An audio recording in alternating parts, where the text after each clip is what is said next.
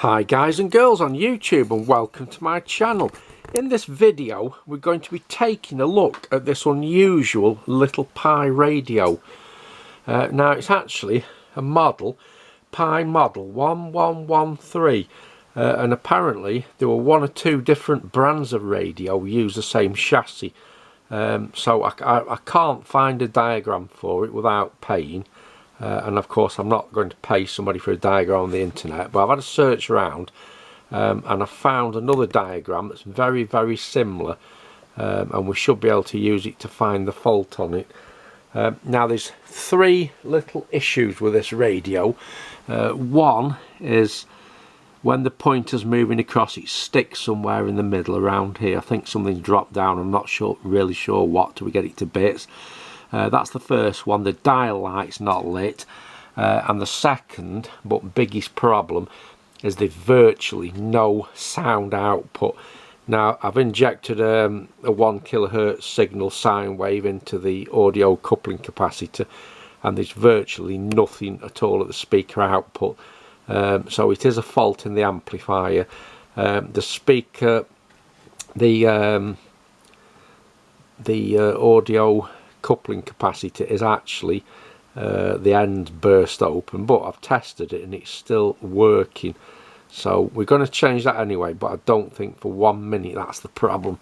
So let's just take a look round. We've got it's a bit dirty, it wants a good clean up, and this case is actually plastic and it's been painted. I think they come like that. I don't think anybody's painted it, but it could do with a bit of a repaint.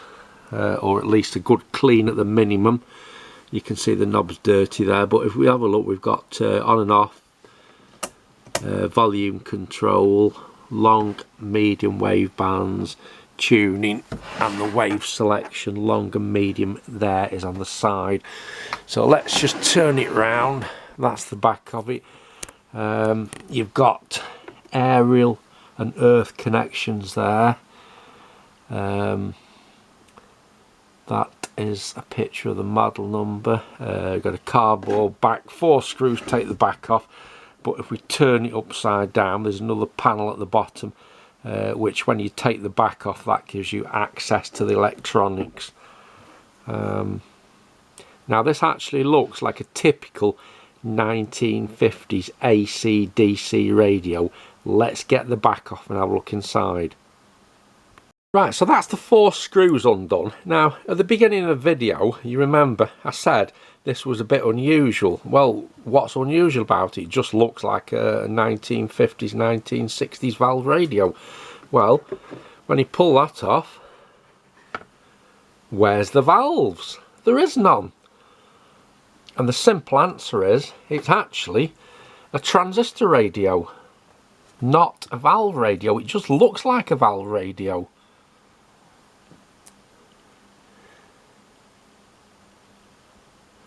So there's the dial light that's faulty. It's a little bit dusty. It's not too bad, but a little bit dusty. Ferrite rod aerial in the top. Quite a big speaker, which should give it a good sound. I'm pretty sure that's the mains transformer, yeah.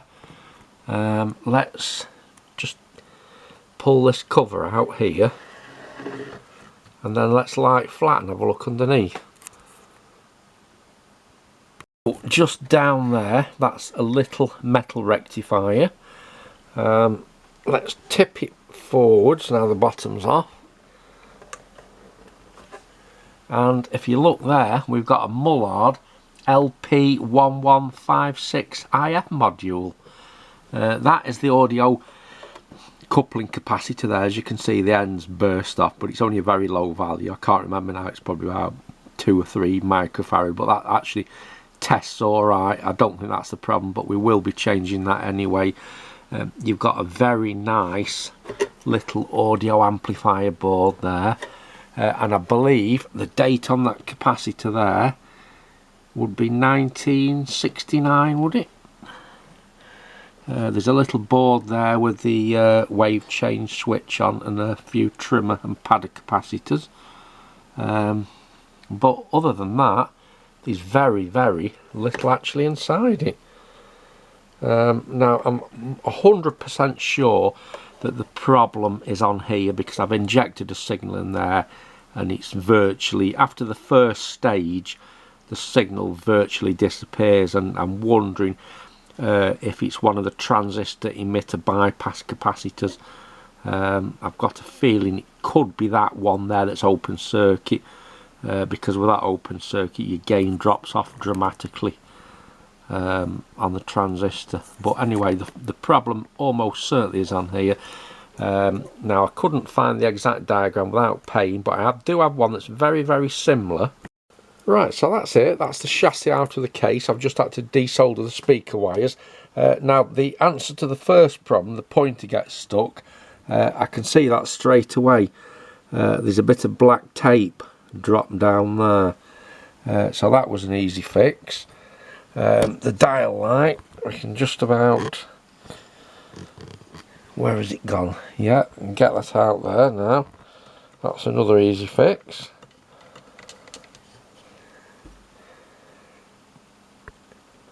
It's a Philips.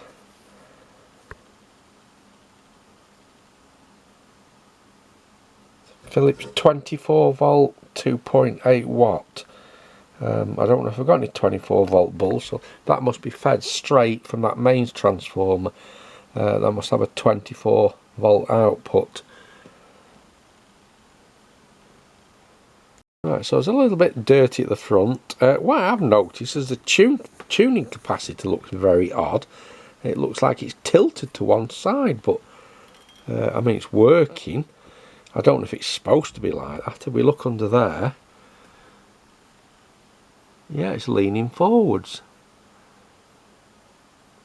But it does look like it's supposed to be like that. So I think for the minute we'll just leave that alone. Just concentrate on the fault it's got. Nice and clean underneath. That's the wave change and the trimmer board. Right, so what we need to do first is change that capacitor there and then get this board out. Right, so that's the capacitor there, C22, and it's not actually 4UF, it's, what's it saying here, C22 is, oh, 16 microfarad.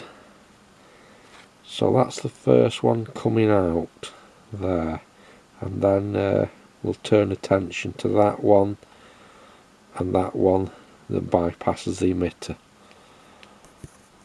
So there we go, 16 microfarad, 10 volt, doesn't look too bad, apart from the ends popping out of it. Of course it might have quite a high leakage, but let's change that first. Now of course I don't want to spoil the appearance too much, so I've pulled out this drawer of capacitors. I've probably had these since I was about 12, 13 or 14, that's how old them are, because we want something that looks a bit similar to what we're taking out. So I can't find a 16 microfarad, but that doesn't look out of place, a 22 microfarad, so I'm going to fit that one in for a start.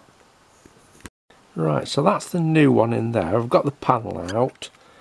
And it's a little bit difficult to work on, but you can just get in. But as I suspected, let's have a look here. The emitter bypass capacitor there, that reads about 6 ohms in circuit, so that'll definitely want changing. But the other coupling capacitor C14 here, that is virtually open circuit. Now I presume that'll be 16 microfarad. Let's have a look on there. C14, yeah, that's a 16 mic as well. So I've checked the others appear to be okay, so we need to get that one out and that one out. Let's start with C14. So there we go, C14 22 mic. That's another one that's bursting out the end. Now it does test differently now it's out of circuit. Let's just give a quick demo. Right, here you go. Right, so it's more than 20 ohms and it's 0.78 less than 1 microfarad. That should be a 22. Actually not a 22, it should be a 16 microfarad, but we're going to put, so we'll look, we've got one of them.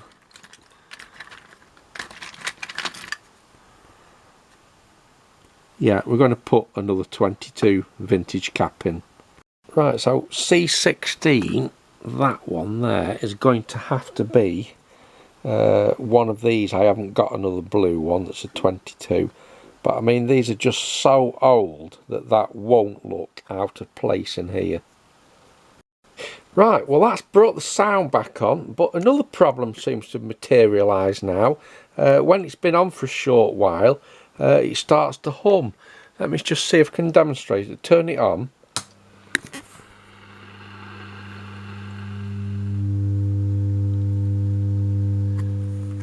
And there we go, the whole of the audio has been replaced by a hum. Now I would imagine that that is that little metal rectifier down there.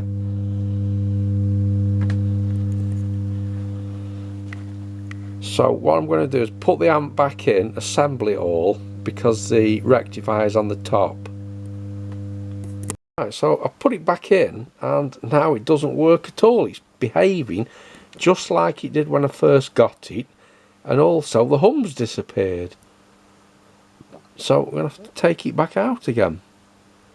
Right, I wonder if that's something to do with it. That's just pulled out the board there. Right, this is getting silly now. It works fine until I screw it back in and then the volume's gone.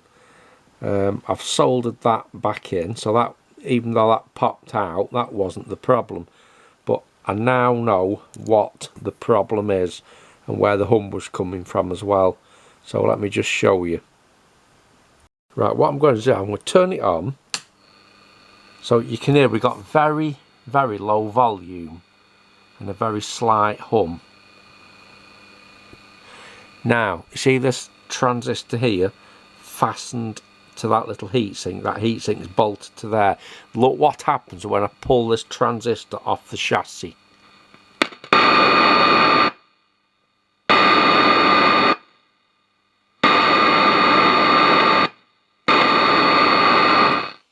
So that's the answer.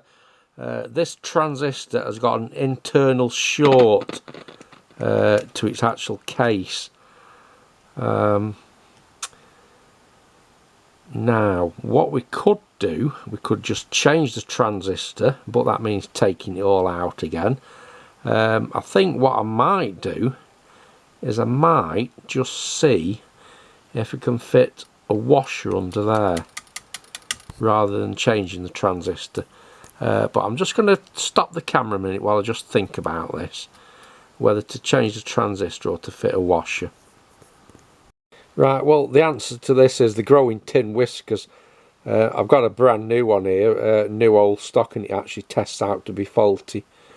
So we're going to have to possibly look at an equivalent or isolating it from the chassis. Right, so here's a quick way of getting this going without replacing the transistor. You want one of these thermal pads. They use in transistors and power supplies. You just wrap it into that tube there and pack your transistor back into there, and that will insulate it from the case and sort the problem. And there we go, that's it in circuit. You can just about see the insulator there. Let's turn it on.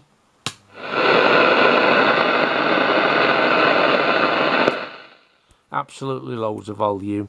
Problem sorted. We don't need another transistor. Right, there we go. Plenty of volume now. Crawley 0, Rook 2, Stevenage, Rosebery 0, Barnsley 2, Wickham 3, Orient 0. In League 2, Accra.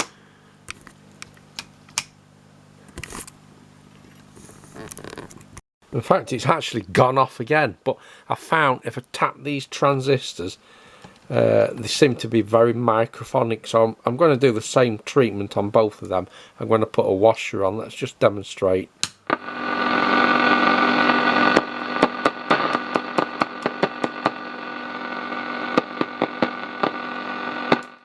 So 2 more washers required for this. Okay guys and girls on YouTube, that's all I'm going to do to this radio now. It was just a quick video to get it going.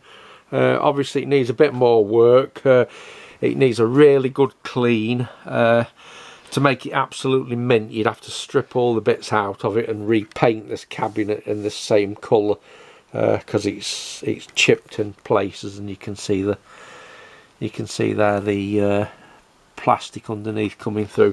But I've demonstrated a quick way to get your vintage radio working again when you're using germanium PMP transistors.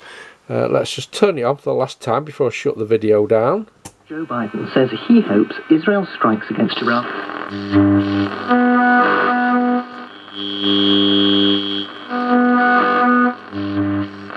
Last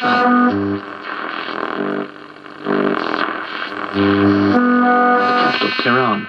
Not long afterwards, this was what the Israel Defense Forces chief spoke. Now you can see round here on what band we're on here, long wave. We've just got 1 station left on long wave, and that's it really. There's a couple more on medium wave, but it's pretty poor around here. Anyway, that's it. Defense Forces has fulfilled it. Plenty of volume. Still needs a dial light. I'll have to order that in. But there's plenty more work to do to it for another day. Alright guys and girls on YouTube, many thanks for watching my video, and I'll catch you in the next one then. Many thanks for watching. Goodbye.